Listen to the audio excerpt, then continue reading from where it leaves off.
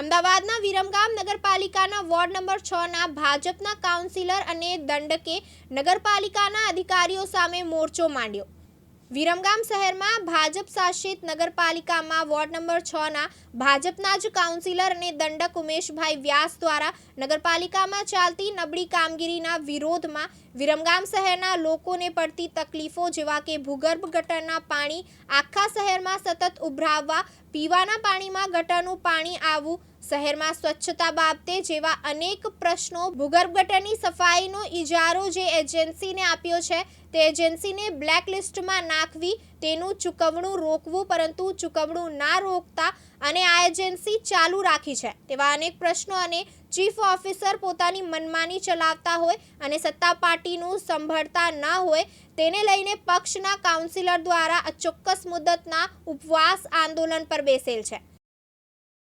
નગરપાલિકાના chief officer દ્વારા લેખિત, મૌખિક તેમજ ટેલિફોનિક રજૂઆતો કરવા છતાં ગામની પ્રજાના કોઈ પ્રશ્નોનું નિરાકરણ ન લાવતા અમારે ન છૂટકે વિરમગામ ગામની પ્રજા માટે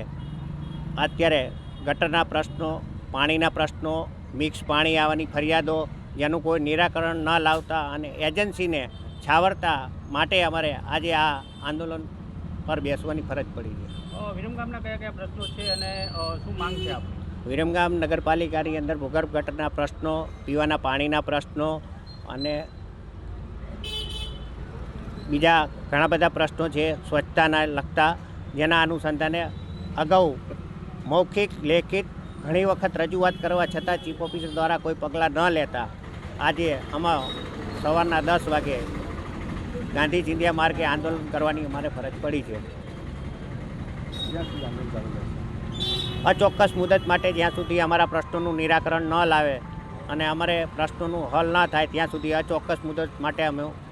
આંદોલન બેઠા છીએ। ધારાસભ્યશ્રીએ પત્ર લખ્યો હતો કે પ્રજાની સાથે અમે રહીશું। એમણે ધારાસભ્યશ્રીએ પત્ર લખ્યો છે એ અનુસંધાને એમની વિચારસરણી મુજબ એમને સહયોગ આપવો ન આપવો એમનો પ્રશ્ન છે, પણ વિરમગામના પ્રતિનિધિ તરીકે વિરમગામની પ્રજા માટે વોર્ડ અને વિસ્તાર અને ગામના ચૂંટાયેલ પ્રતિનિધિ તરીકે અમારી ફરજના ભાગરૂપે અમો નગરપાલિકાના ચીફ ઓફિસર સામે આંદોલન પર બેઠા છીએ। નસીબ મલેક, દિવ્યાંગ ન્યૂઝ, વિરમગામ, અમદાવાદ।